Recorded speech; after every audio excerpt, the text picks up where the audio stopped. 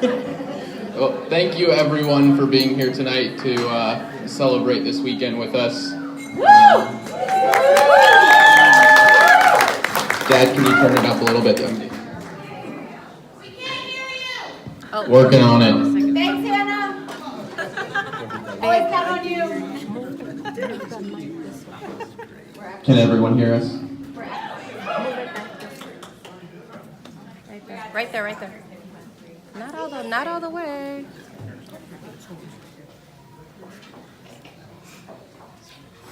Try it. Okay. No, nothing. Say a few words this evening, but first off, we want to begin to. Oh. Dad, can you turn it up a little bit, please? Or is that it? Try it. Hello. Oh, that's loud. All right, we'll try this again. There you go. We are so incredibly excited to celebrate this fantastic weekend with all of you, and we love you all who have come from down the street to as far away as Seattle, California, everywhere. And yeah, that's it. With that, do you have anything to say?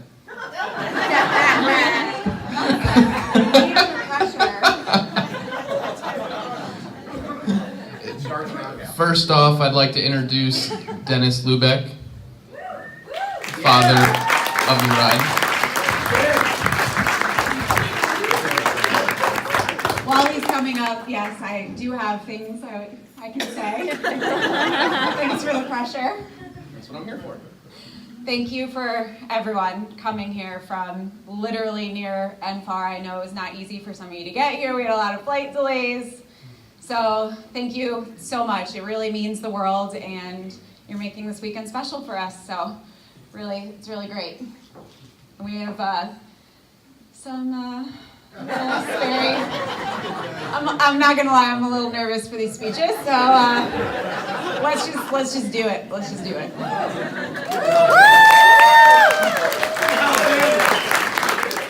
Right here is good. Right here is good. Jesus, you're harassing me. That's good.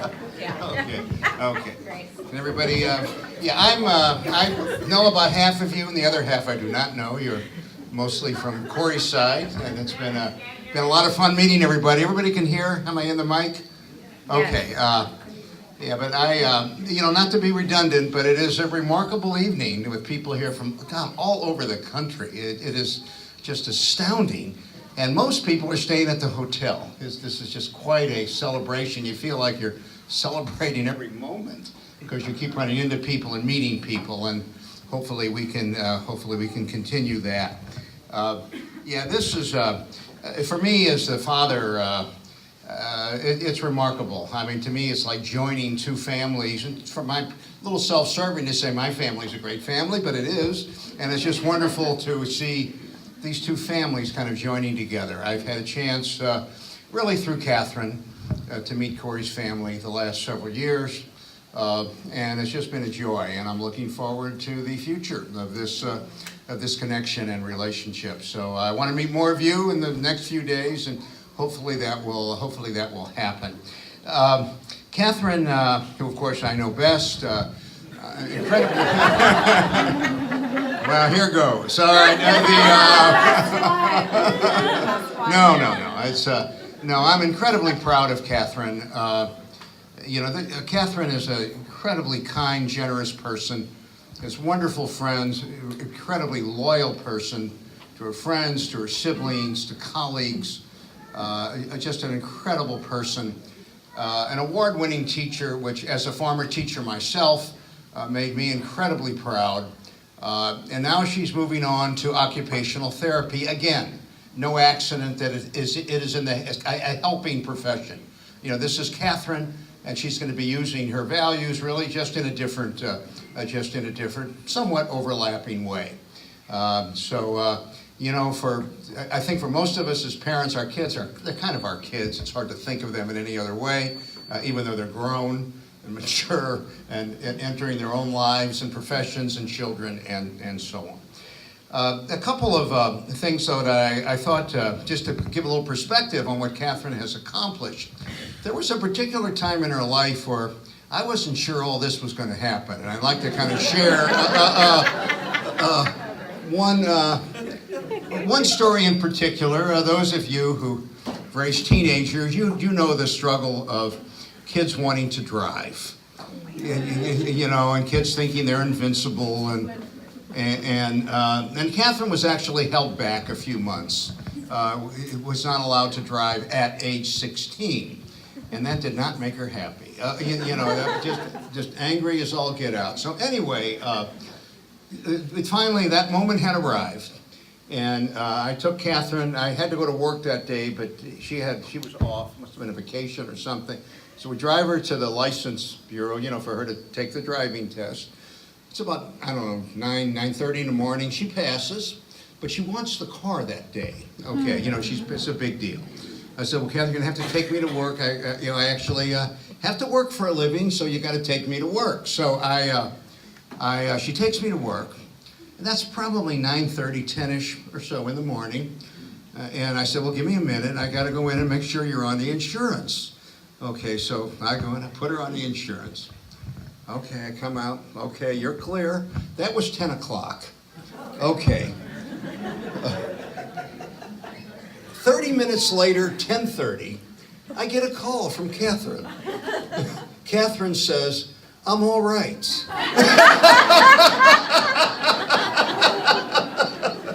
You know, and I'll tell you, I wasn't sure at that moment what the future held.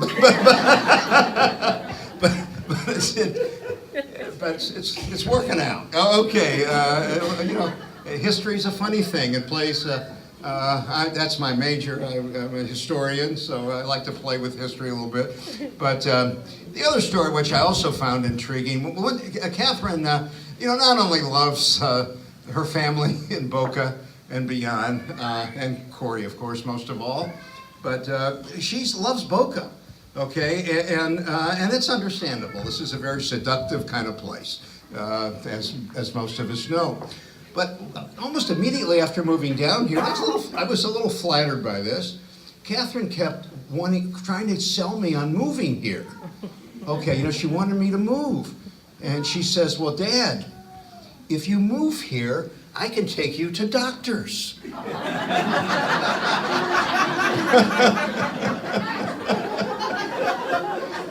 And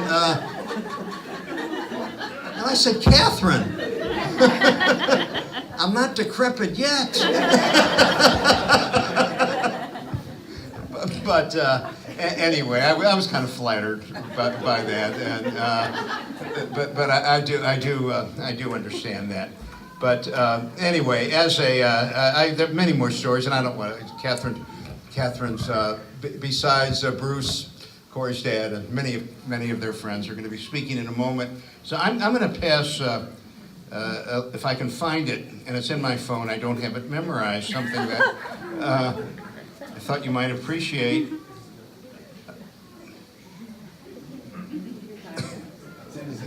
Here we go. And I thought it was a kind of nice transition into Bruce. Just a great guy that I'm getting to know more and more, and wife Lois, and it's a little discussion by three clergy. Maybe some of you know this particular discussion. Three clergy were discussing the afterlife.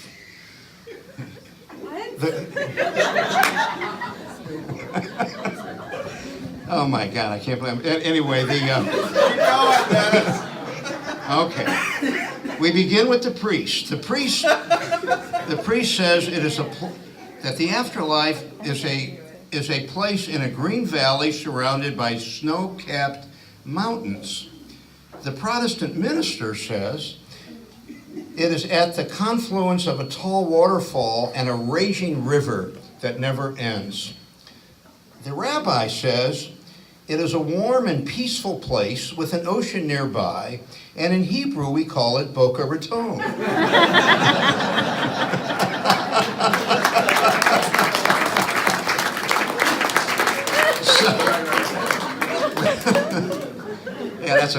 I'll tell you.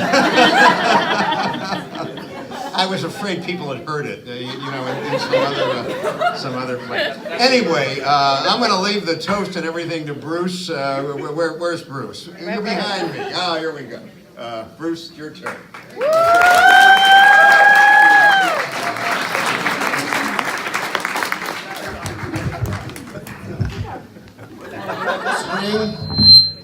Father of the groom.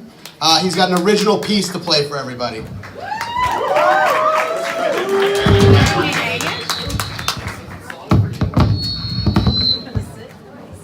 Are you going to explain?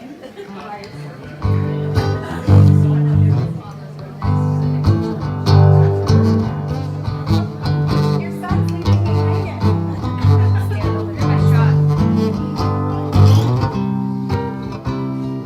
I'd like to welcome everybody here today. This is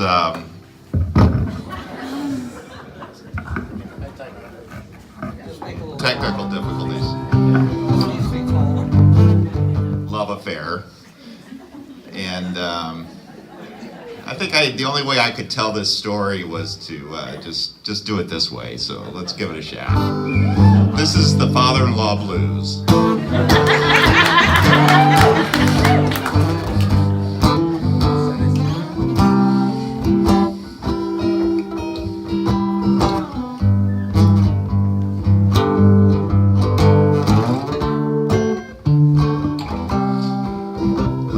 Started when they were about 12 years old.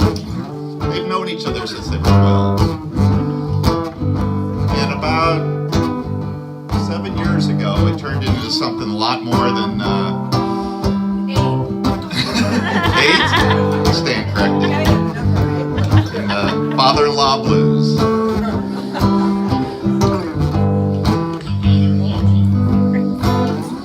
But okay, 8 years ago, this was a long-distance relationship, and Kathryn was living in Chicago, and Cory was living here.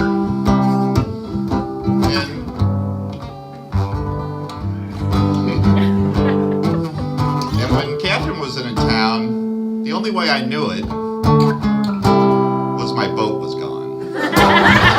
Father-in-law blues.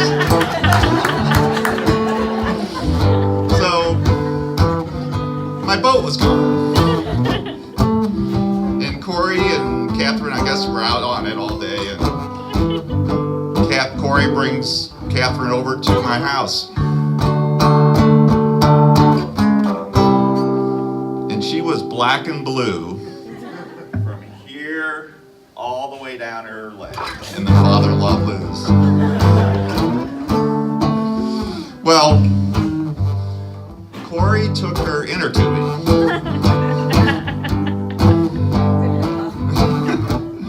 And, wow.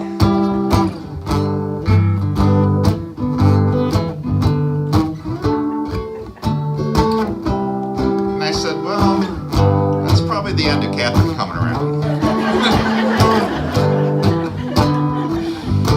But about 3 weeks later, my boat was gone.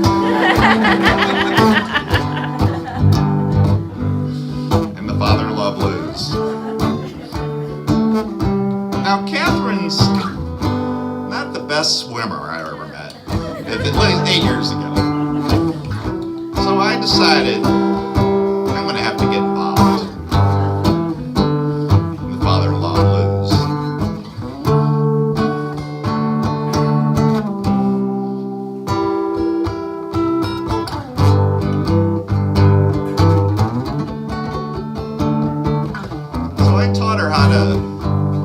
I bought her a swim bladder. Anybody know what that is?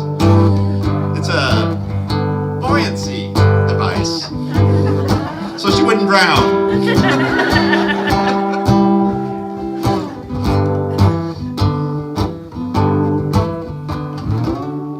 Let's see, I taught her how to snorkel, clear the airway. Taught her how to clear her mask. And the father-in-law blues. And then she used to follow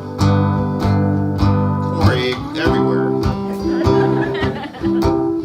with her buoyancy vest. best.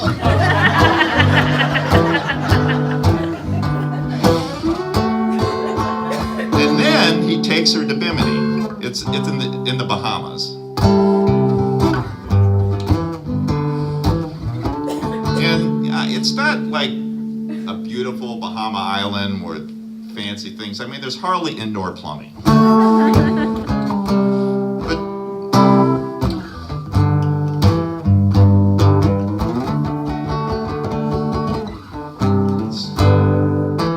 so on the way back from Bimini,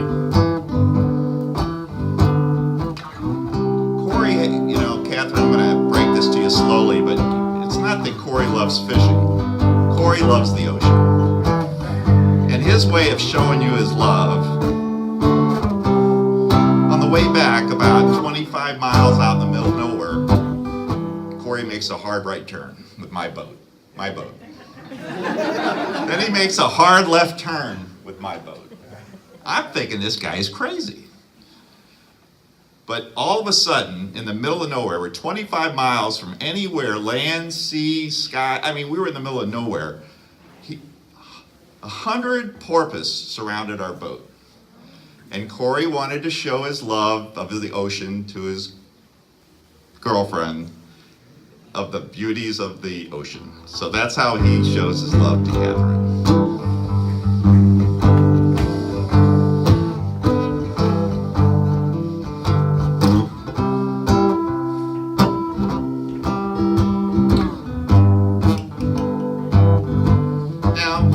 Story end?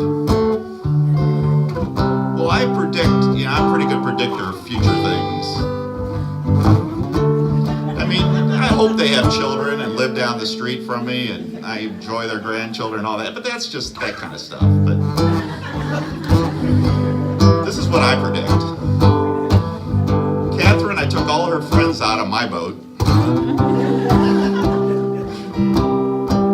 And they were all talking about Nova University has scuba diving lessons. So I was getting excited about that. They were all talking about doing it together. The father-in-law blues.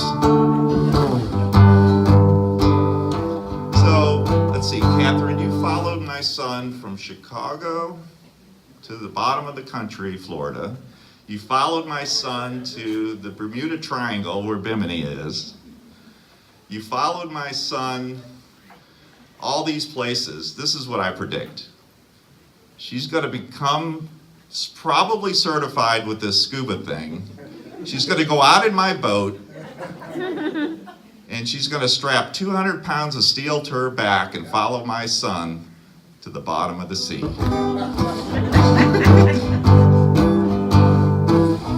And that's the story of the father-in-law blues.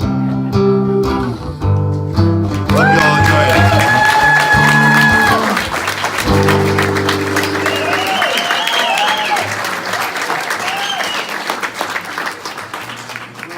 Leah, let's welcome Leah up here.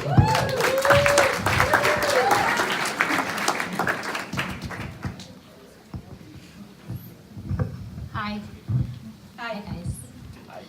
Okay, so I am so happy to be here this weekend to celebrate two very special people, Cory and Kathryn. Oh God.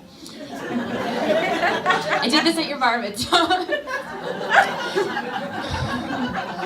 Cory, Josh has gotten to know you for quite some time now, Alexander for these last 19 months, and our soon-to-be son has a lot to look forward to this October. But I have to say, I've been the luckiest to have you by my side for a majority of my life. Growing up, we had fun. You loved learning about your big sister and sharing in things I enjoyed to do. Having your nails painted, dancing around in tutus, and putting on dance performances for mom and dad.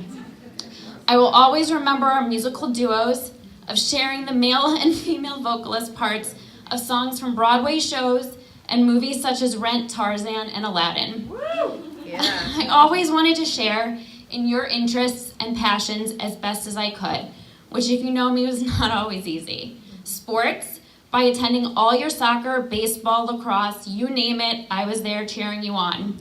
Golf, I just loved to drive the golf cart when you and Dad would go play. I know this is a touchy subject for you though, because yes, I got my own golf clubs and shoes before you did. Most importantly, fishing. Remember the year I participated in the Boca Raton Fishing Festival with you? And to everyone's surprise, I actually won the entire festival with the fish I caught that day. As grown siblings, we've flourished and grown closer as friends. You're genuine and kind and always looking out for me. But most importantly, you are now playing a special role in my life as an incredible uncle to my son Alexander. Kathryn, 4 letters says it all, Love. You love my brother unconditionally. You love my family as your own. Your caring personality and strength has been sincere during both happy and sad times over these years. You've been a rock for this family, and I cannot thank you enough. Being that I'm so close to Cory and my mom and dad, it's always been that much harder not living in Florida too. Cory and Kathryn, you're an unbelievable team, and keep the 3800 Northeast 6th Drive compound in check. You both are always there for mom and dad, no matter what, and what you both did during the last 2 years for Aunt Jane and Grandma was something special. And for that, I am truly grateful. Cory, you will always be my big little brother, best friend, and partner in crime. I love you so much. Kathryn, I now have a sister and aunt for Alexander, and this is a very special day in both of your lives and in ours. And I wish you the very best and everlasting future as a married couple. I love you guys.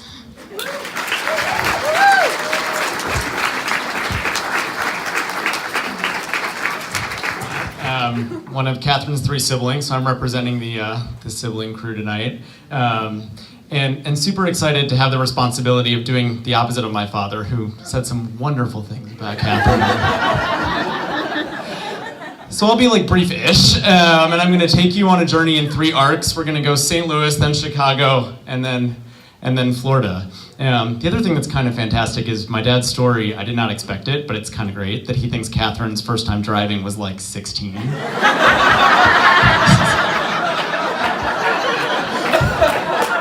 So my dad, he's coming in day after day and he's saying, it's so weird, I swear the car's not where I parked it. And it's like on the block, but it's not, I can't figure it out. So Kathryn and her friends decided that 16 was way too late to drive, wanted to take the car out as often as they could. They were jumping in the car, changing the radio, changing the mirror, changing the seats, parking it where they did not pick it up, thinking Dad wouldn't figure it out, and he kind of didn't. So super related. Fast forward only a couple of years, my dad calls me, and I'm like, oh, how's it going? We're catching up about school, and I'm like, how's it going with you? He's like, it's good. He's like, I'm trying to figure out a way to get this stain off a wall, though. He's like, it won't come off. I don't know. He's like, I'll figure it out. I'm like, well, that's not very interesting. And so I don't think anything of this until Kathryn and I are sitting drinking years later, and she's telling me stories no one is supposed to know. And so apparently she'd had a huge party. My dad didn't know about it. Someone threw wine on the wall, and Kathryn's thinking about how to get away with it. And so she apparently confronts my dad the next day before he sees it, and she's like, what'd you do? And he's like, what do you mean, what did I do? And she's like, there's coffee on the wall. Genius. So this is sort of the image I have of my sister. Now fast forward to Chicago, and I'm going to visit Kathryn, and things are starting to change because I've got this bias of who I think Kathryn is versus what I'm learning. So Kathryn picks me up. This is one of my favorite visits. She picks me up in this old, like, early 1990s Saturn. Like, they weren't even making them anymore. That thing was running on sawdust. So Kathryn, she picks me up. I'm like, what are we gonna do? And I'm thinking we're gonna go somewhere nice for dinner. And she's like, we're going to AutoZone. I'm like, are you kidding? So we pull into an AutoZone parking lot. It's like -10 outside. I'm sitting in the car. She's like, I'll be right back. She goes in, she grabs a bunch of something from inside of AutoZone. She comes out, she pops the hood, she does a bunch of things. She gets back in the car, she throws the bottle in the back. She's like, let's go. And I'm thinking to myself, and this is the first time I ever thought this, I was like, Kathryn knows how to do things I definitely do not. And then that night, I remember she throws me a coat. It's like 10 at night, and she's like, "We're going out." And I'm like, "Okay, where are we going?" She's like, "Yeah, we're going out to dog walk." And so at this time in Chicago, Kathryn was teaching, she was babysitting, and she was dog walking. And I remember that was the last time that I ever described anyone, when I described Kathryn to anyone as sort of my hot mess sister, and started describing Kathryn to people as the hardest working person that I knew. And became very proud of her, because I've never seen someone be so determined to put together what she did in Chicago. So then imagine my stress when she says she's gonna leave it all behind to go to Florida. I was like, oh my God, she finally has a full-time job, she's finally certified, things are good, and then she tells me that she's gonna move to Florida, first of all with a guy I kinda didn't know that well.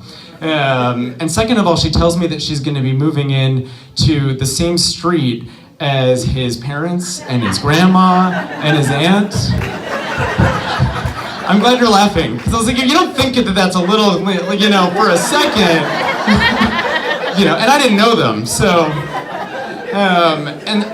and so I thought, okay, well that's fine, he's probably gonna propose, right? Okay, so this was 5 years ago. It's fine. And so I remember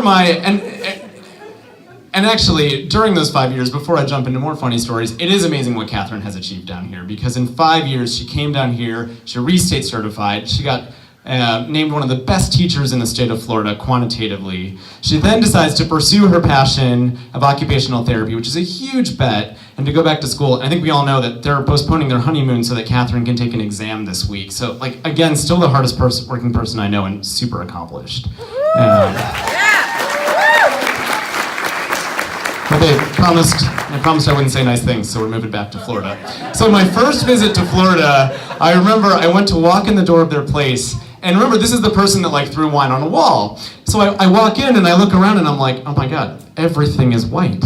The sofa is white, the rug is white, I'm thinking. And so this is me getting to know Cory a little bit. And at first I'm like, oh, he's a good influence, right? New aesthetic.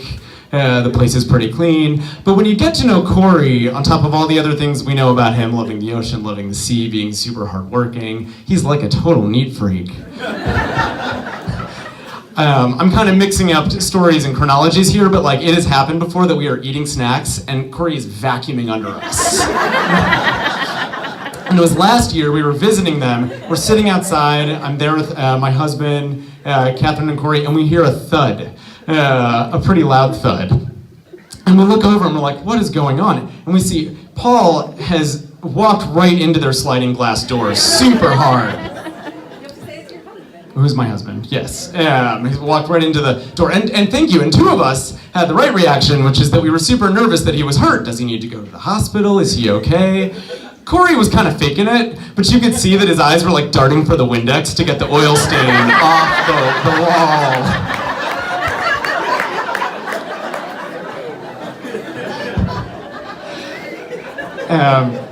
Kathryn also, before we ever came down to Florida, she described Bruce and Lois as her best friends, which again, and we'll get to the nice part in a second, when a 20-something says that her boyfriend's parents are her best friends, you do have to think about it for a second.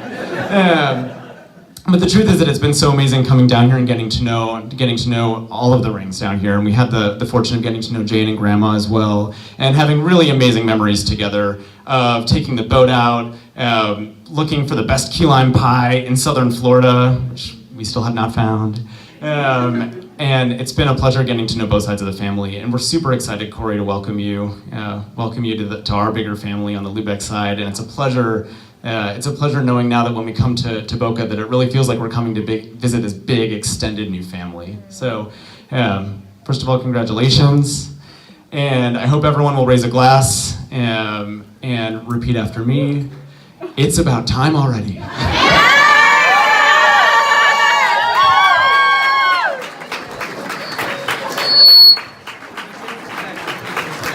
This is the awkward one because it's my turn, so I really don't have anyone to introduce.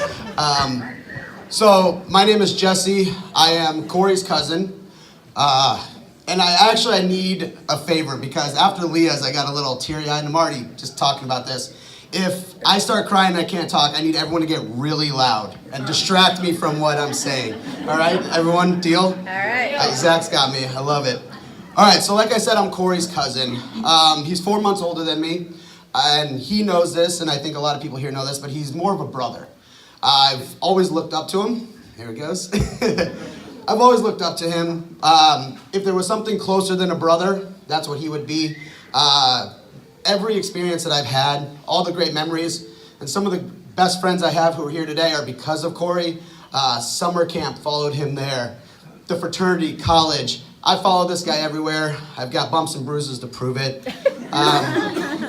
But he is a brother to me, and he's always been there for me through the best times and the hard times. When it comes to Kathryn, she's also one of my best friends. After a short term of dating in 6th grade, she became like a sister to me. And so after that period of dating, I'm pretty sure she's the one that dumped me. She became like a sister to me, and I've had these two great people. Kathryn, when it comes to my memories, the biggest laughters, the biggest cries, all the best experiences, either Cory or Kathryn have been a part of those. Kathryn, you are absolutely one of my best friends, and I hope you know that I love you. So then it comes to the idea that these two worlds that I had, all these great experiences with Cory, all these great experiences with Kathryn, came colliding together. And yes, this is my fault, but it was not by design. I had no idea this would ever happen. From bringing Cory to Clayton High School dances and whatever the heck we were doing, riding around in back of Todd's Bronco or whatever that was, Blazer. And Kathryn was always there because she was one of my best friends. And when Cory was in town, he was always there because he's my brother. And then there was this one weird time down at the cabin in Lesterville, Missouri. It's a weird place. And it's a great place. I had to go get more firewood. I disappear. I don't know how long. No idea they had been talking. No idea there was any sparks or flames at that point. I come back. Their chairs are very close to each other. And there is no one else around the fire. And that's when I had to be like, Cory, what the heck is up, man? And he told me. He was like, I really like Kathryn. And one of the weird things at the beginning when he told me that, it caught me so off guard. There are no two people that I want the best for. And maybe to such an extreme that there's no one perfect for each other. Perfect for them. Until I realized that two of my best friends are obviously perfect for each other. Those worlds came together, and I couldn't be happier that they did. And obviously, now that you guys are getting married, I will be your third wheel for life. When you say I do, which I hope you do tomorrow, I'm part of the package. So to being a third wheel and to my two best friends on this happy occasion, I'd like us all to raise our glasses. Cory and Kathryn, congratulations. We're so excited for you. Here's to Cory and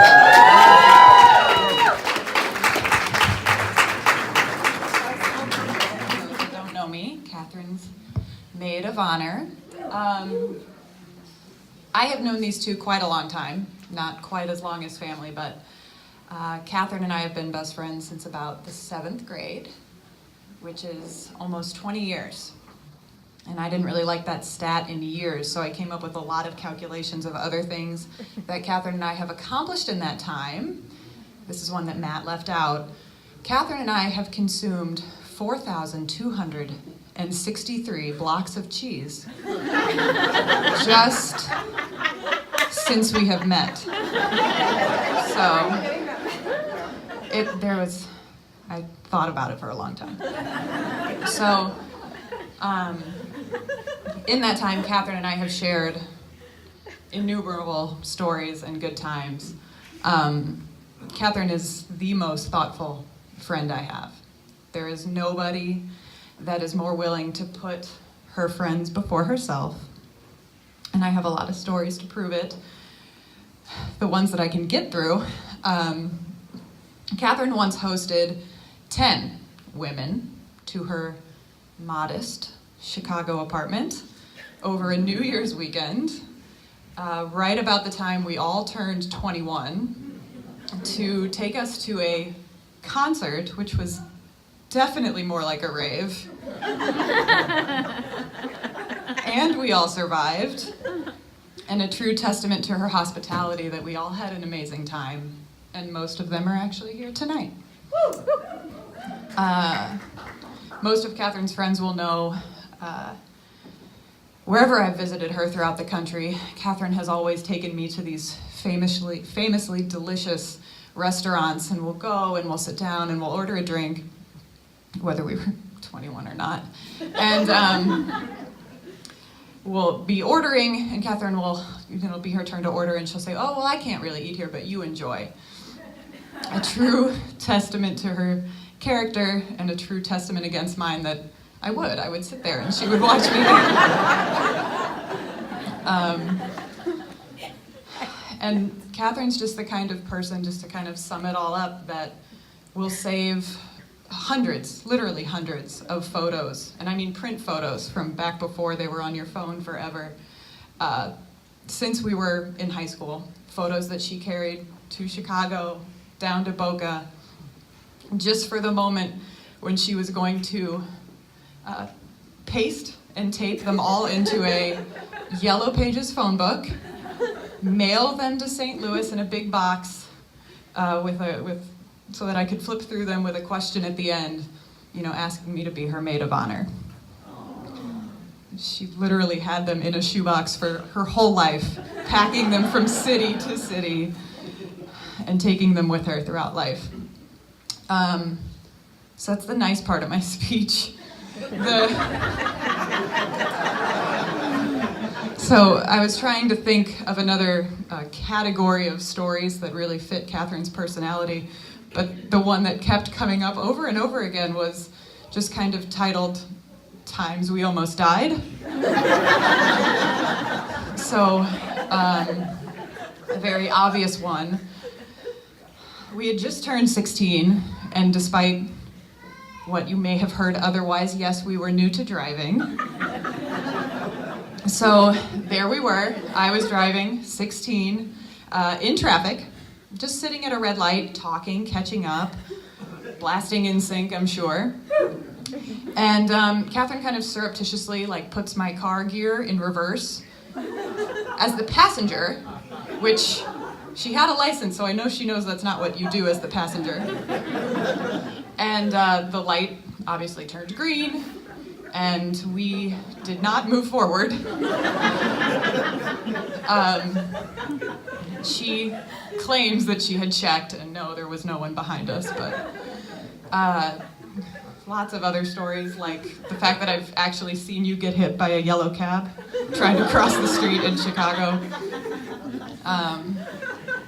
There was the time when we were pretty young, probably 17, not that young, and we came back to my house one evening at 9, which was pretty early for us, to find it completely dark, all the lights turned off, and the door was locked, which is not normal for us, especially because my parents don't go out much. So obviously we came to the immediate conclusion that my entire family had been murdered and that there was somebody waiting in the house to kill us too. So having come to this conclusion, we were well, we can't stand for that. So we walked into the kitchen, we both took butcher knives to arm ourselves and decided to track down this person. Kathryn took the upstairs, I took the downstairs, and I hear a scream come from upstairs, and Kathryn comes barreling down the stairs, knife in hand. We both drop them in the kitchen and go out to my car, get in the car, get out of the garage so fast, backing out, that I broke my car. The window, the mirror on the side just completely fell off. We're going 80 miles an hour down the back alley. We get a mile away, and I finally turn to her and I ask her, well, oh my God, what did you see? And Kathryn just goes, "Oh my God, I don't know. I think it was my shadow."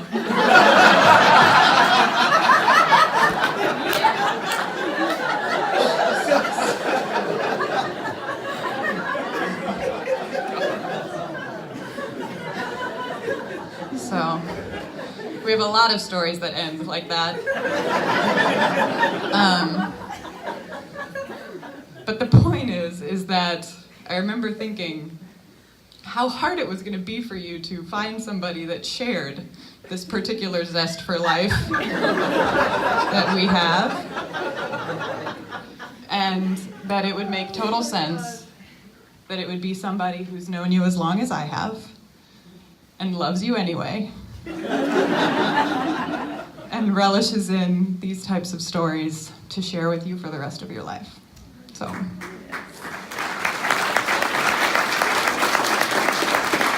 Congratulations on finding your person.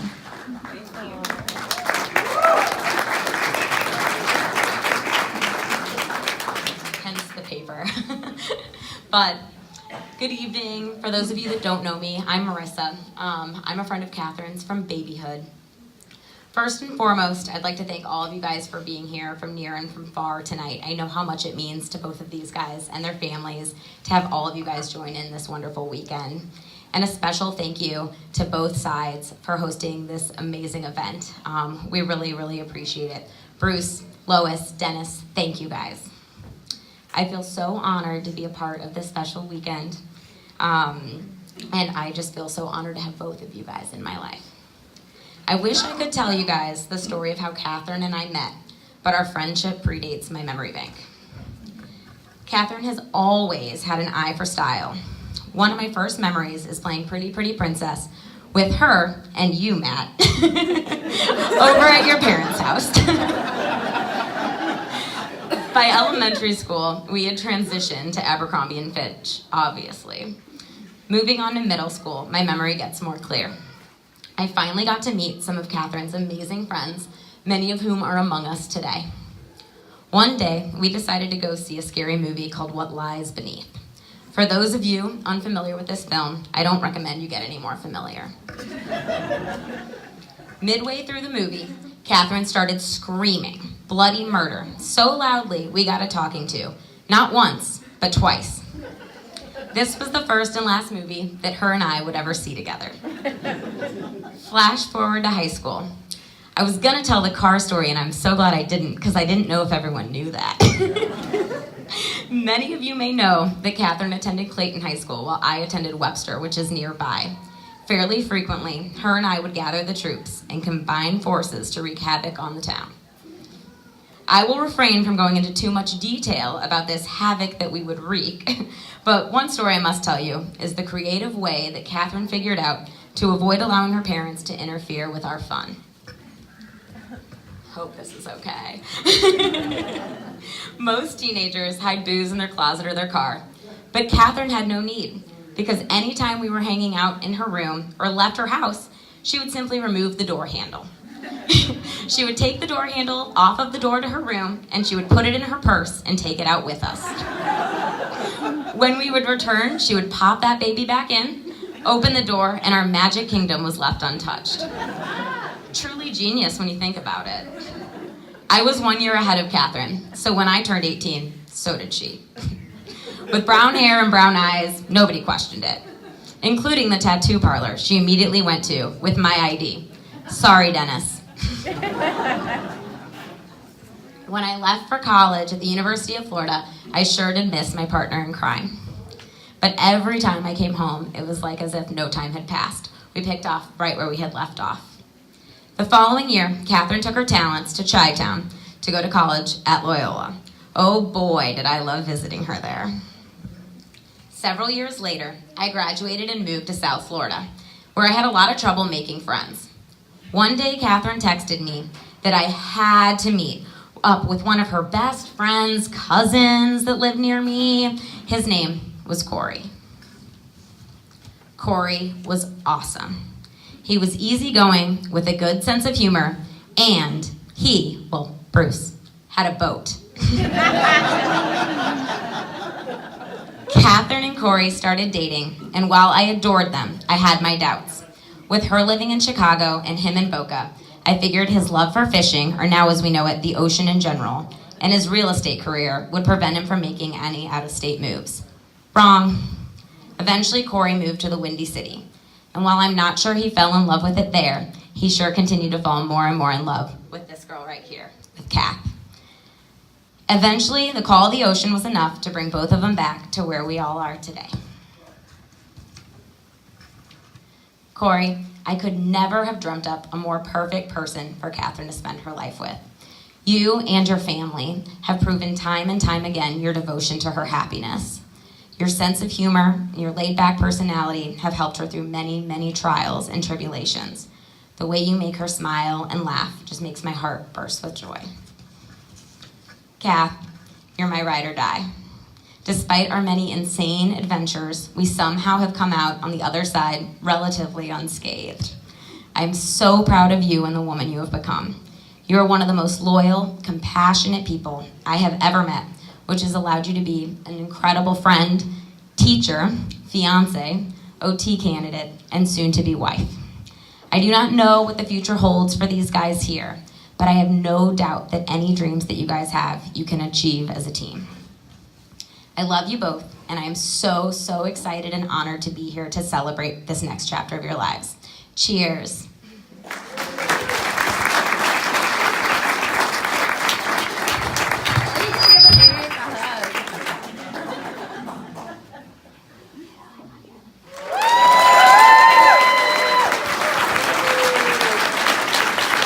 All right, I didn't see anyone get up for the bar, so I know that there are some thirsty people knowing these families out here. So enjoy yourselves, keep drinking, and yeah, that's about it.